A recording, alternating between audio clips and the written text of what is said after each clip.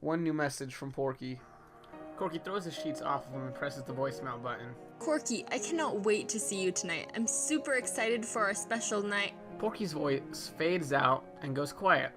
He hears a faint huffing and puffing and then the message stops. For a moment, Corky sits there, blankly staring at the phone in his hand.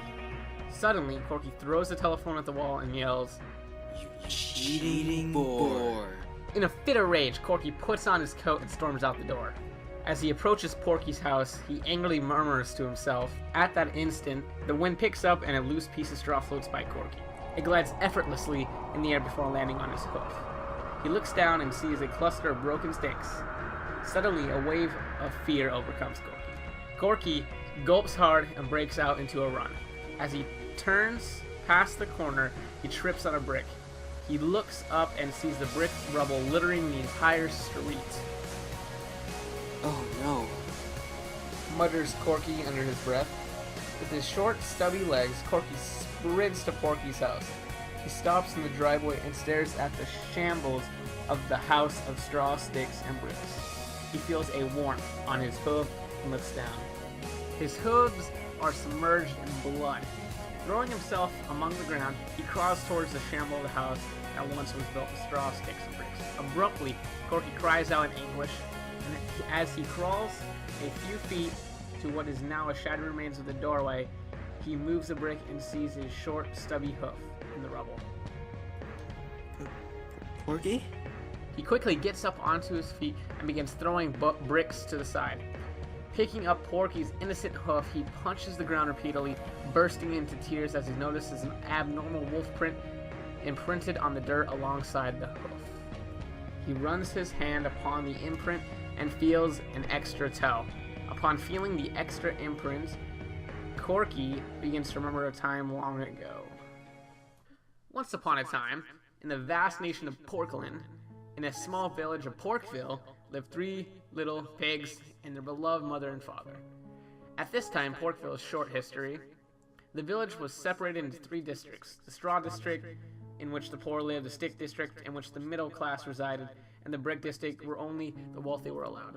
Due to class distinctions, none of the lower class pigs were able to associate themselves with the upper or middle class pigs. Corky felt a frigid blast of January wind as he exited the front door of his brick house. "I'll be home for dinner, Mom," said Corky, full of excitement. He shut the door behind him and made his way down the main street. The village was bustling with people that day. Business pigs were getting off work as Corky boarded the bus. Snow slowly descended from the sky, landing on Corky's backpack and then slowly dissolving into oblivion. "How's it going, Corky?" asked the bus driver. "Great, Yorkie. Don't tell my parents, but I'm going to visit Corky and Casey over in the Straw District," he replied. During this period of time, none of the lower classes were able to associate with any of the upper classes. He, however, could care less and went over to hang out with his friends in the lower classes on a daily basis. This day was no different. For being an upper-class piglet, Corky spent much of the time in the Straw District, so much that everyone knew him by his name, Corky with an I. This was unusual for everyone who was in the Straw and Stick districts because the lower classes never allowed to have an I in their name. "Have a nice day, Corky," said the bus driver as Corky's stubby legs struggled to get off the bus. From the bus stop, he would have to take a shortcut through the enchanted forest to get to his friend's house. The forest itself was never enchanted. It was just named the Enchanted because in the winter, the snow on the trees made it shine iridescently. The forest was usually full of light, but this day it was silent. With every step, Corky could hear dead branches cracking under his feet. When Corky reached the Straw District, he noticed that the streets were void of people. The usually bustling agricultural district was unusually empty. Corky thought nothing of this and continued to make his way to Corky's straw house at the end of the streets. Corky knocked on the door, eagerly waited for his friend to greet him. Much to his surprise, Corky's parents answered the door. Corky, what brings you here? Asked Mrs. Corky, her voice warm as ever. "I'm just here to see Corky and Casey." He replied, smiling. "Are they inside?" Yes, they are. Said Mrs. Corky, checking her surroundings. Please come in. "Corky, Casey!" Yelled out Corky. The pair ran out into the living room and hugged each other. They oinked and squealed in unison and then chest bumped. Hey, Corky. Said Corky. Are you ready to play? asked Casey. You bet I am. Said Corky, interrupted by a knock at the door. Storm wolves, open up. Said a voice through the door. The storm wolves? Asked Corky. What are they doing in Porkville? 3 wolves stood at the door, each larger and more intimidating than the last. The wolves were clad in all-white uniforms with the 5-toe paw insignia on the right arm. Their teeth were barred and claws sharpened. The wolf in the front opened his mouth but stopped and stared at Corky. He walked up to the little piglet, each step shaking the foundation of the brittle house. Baring his teeth, the wolf knelt down to Corky's level. Little piglet, Said the wolf. what's your name? Corky. Replied Corky, his voice quivering in fear. How do you spell it? He asked. C-O-R-K-I? He replied. We got a brick district over here. Ha ha ha ha. Ha ha ha ha. Go home, kid. We have some important business here in the straw district. The other wolves came and grabbed Corky by the arm. With a huff and a puff, the wolves threw the young piglet out the door onto the cold snow. He looked up from the snow and saw Corky and Casey waving goodbye. Dazed and confused, Corky hobbled back through the snow-covered forest. Halfway through the forest, he heard 3 loud howls and followed by faint huffing and puffing. He put 2 and 2 together and quickly realized that the storm wolves were there for a reason. Corky broke out into an all-out sprint back to his house. His tiny, fat legs only went so fast. As he reached the brick district, he was relieved to see everything still intact. Seeing his brick house, Corky broke out into a run, nearly stumbling over a pile of straw and a bundle of sticks. His fears were quelled when he saw his parents standing at the door. Mom! Dad! Yelled out Corky!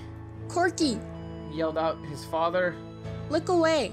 Corky froze as a gray figure raised its arm into the air and thrust it down. Both Corky's parents collapsed onto the ground, lying motionlessly. Without words, a tear rolled down Corky's cheek as orders were barked in a foreign language, Wolfanese. An entire platoon of storm wolves marched past Corky, who stood in the middle of the street, stunned and silent. Each wolf smelled a pungent scent, vaguely familiar of pig blood screams, echoed throughout the entire district as wolves marched emotionlessly past the young piglet. The last wolf, the wolf who had sliced down Corky's parents, stopped next to Corky, shoulder to shoulder. The two stared at each other. Corky's eyes were full of fury, and tears streaked down his pale, pink cheeks. The wolf's scarred left eye glared back at the piglet. His right eye was red, but his left was a pale yellow. Corky looks at the wolf paw, noticing an extra toe. Then he realized that the wolf standing next to him was the leader of the Storm Wolf Army, Adolf Wolfler. Wolfler pulled out a card from his coat pocket and handed it to Corky, who had stood in silence. Corky took the card and read it to himself. "Happy 9th birthday," read the card. Adolf Wolfler's reputation resonates throughout the entire continent of Animalia. His fearsome rule had led to the development of increasing prevalent disorder known as post-traumatic stress disorder. 10 out of every 5 pigs are diagnosed with this disorder. Common symptoms include irrational fear of wolves, vengeful flashbacks, racial discrimination, and potentially suicidal tendency. Standing in the pool of Porky's blood, with her hoof in his, he stares at the reflection of the crimson liquid. He sees a shell of who he once was. Overweight and pink, he reaches into his coat and pulls out a small blue box. I'm so sorry, Porky. He says, opening the box. Inside the box is a glimmering diamond ring, a ring that was meant for Porky. Finally, the day to avenge his family and girlfriend arrives. Corky locks the door to his house, sealing the past inside. With a picture of his parents and Porky in hand, he vows to avenge them tonight. Thunder roars above Corky as he approaches the Wolfia Zoo gates. The sky, weeping for his loved ones, begins to tremble with electricity. He crawls behind the wolf, his steps silenced by the sound of pouring rain. With the sound of an oink, Corky grabs a knife and stabs the wolf in the back. Corky stands above the wolf's body, blood being washed down the storm drain. The eyes of the fallen wolf differ, one yellow and one red. Corky looks at his arm and notices it's drenched in blood. He licks his arm, the taste of blood coating his tongue. The faint tinge of iron sends Corky into bloodlust. He looks towards a large brick menagerie at the other end of the zoo. Lining the main pathways of the housing unit progressively gets larger and larger.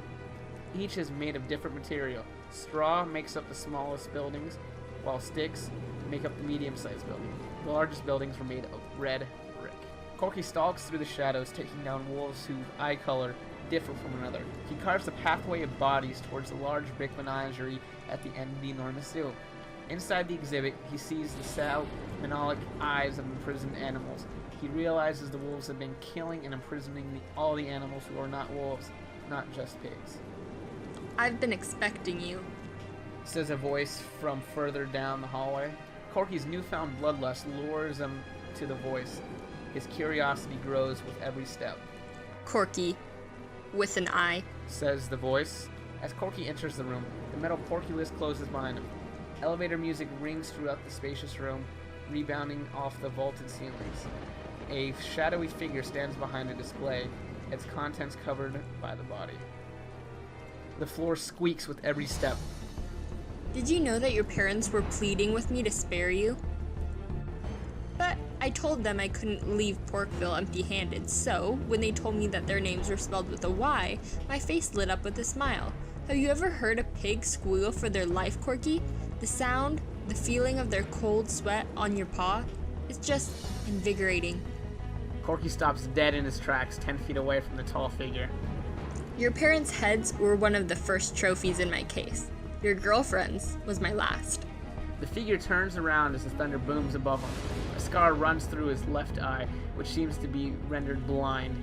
On the left breast of the beast, the paw with 5 toes gleams in the light. Corky looks to his left and sees an extra toe. Adolf Wolfler. Says Corky, his voice full of spite. Corky, with an eye. Says Wolfler, moving away from the exhibit.